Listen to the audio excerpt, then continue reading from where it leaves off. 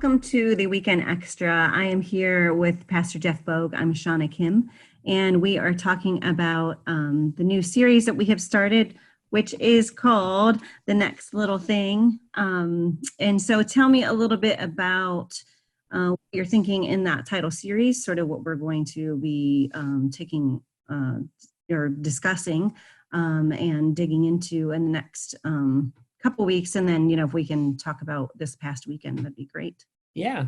So this series, I was trying to think of kind of where we're at in a culture right now.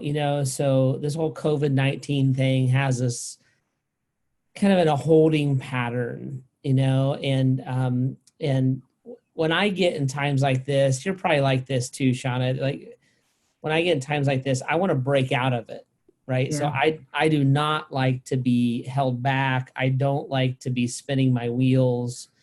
I don't like to be told no, like all those kind of things, So I know what's next. I don't like the unknown, right? Like that's exactly it. And even honestly, even if it was bad news, like just tell me so that I know what to work with, Right. And then we can start planning, I like to plan. I like to know, yeah. I like to be in charge of my schedule. The whole thing. And I think all of us, at least those of us with maybe our personality types, that has actually been the most frustrating thing with this whole pandemic is the inability to make a plan, the inability to make a move, just kind of the idea that we're frozen. And so when I'm in a situation like that, what I tend to do is swing for the fences.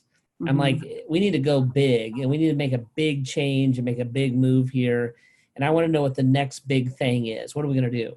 But what's been difficult through this whole thing is there isn't a big thing.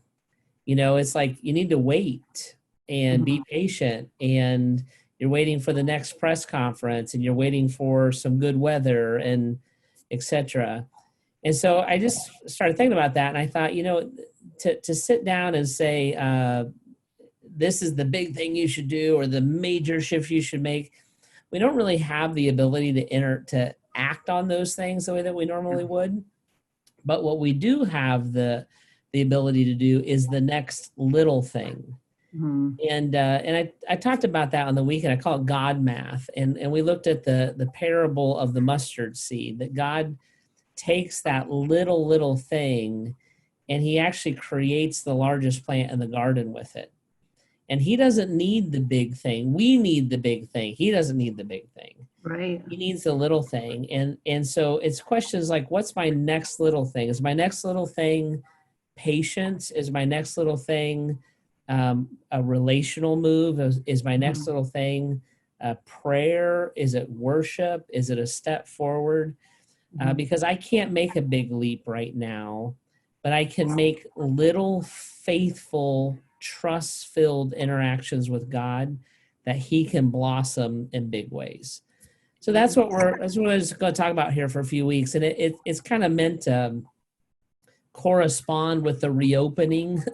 So that's what I see the governor doing. Like, he's like, this thing is this week and this thing is next week and this thing.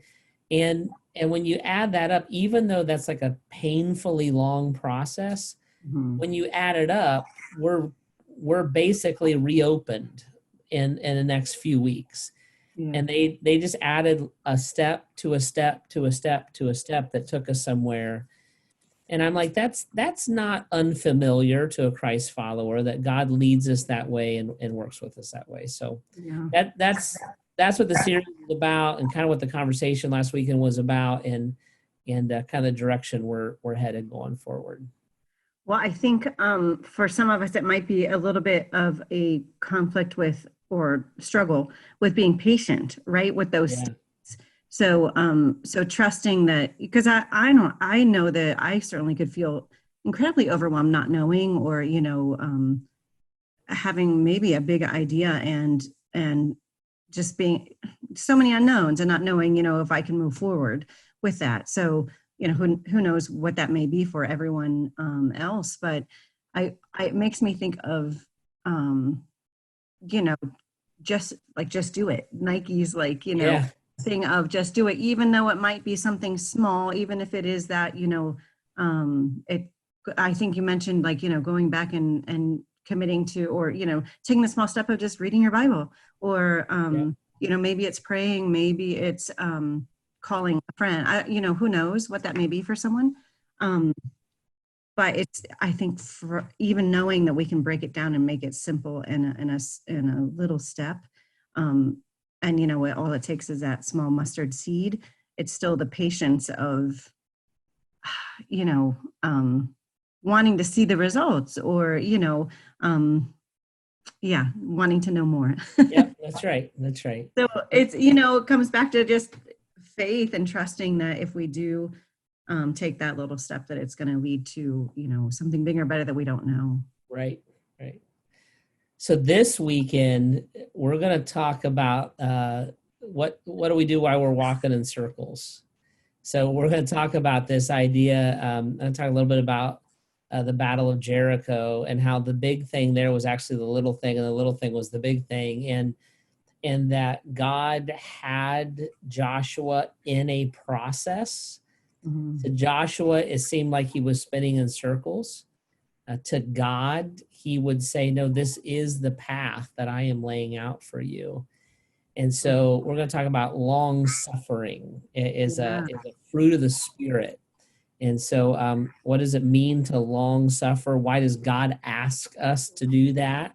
Mm-hmm. And how do we kind of do that well? And how does God redeem it? So I think it'll be a fun conversation. Ooh, yeah, sounds deep. Yikes. I mean, I just kind of go, wow, where's that going to take us, right? That's right. But I just also want to say that I don't know if there was another mother that heard your service from this past weekend that had a cry. Oh my goodness, because I think I cried all morning after hearing your story with your mom. And I talked to several others who were like, I was just so sad. So I'm hoping that, there's not a sad story this coming weekend, but then also a very belated happy birthday to you, because thank you. You have to share that day with Heidi and celebrate her as well. So I know that's tough, but happy birthday to you. Hopefully, well, thank you. Mother's Day and birthday at the same time. So, you know what, I'm used to it, and until I was born on Mother's Day, and so until I was probably 10, I thought Mother's Day was my birthday. I didn't know, because it always got lumped together. And then when I was old enough to do the math, I'm like, wait a minute, my birthday's on a date, not the second Sunday of every May. Right. Well, and at that time you only had to share with your mom, right? Now it's that's right. It's the mom of your 6 kids. So anyways, thank you so much for just discussing this past sermon with us.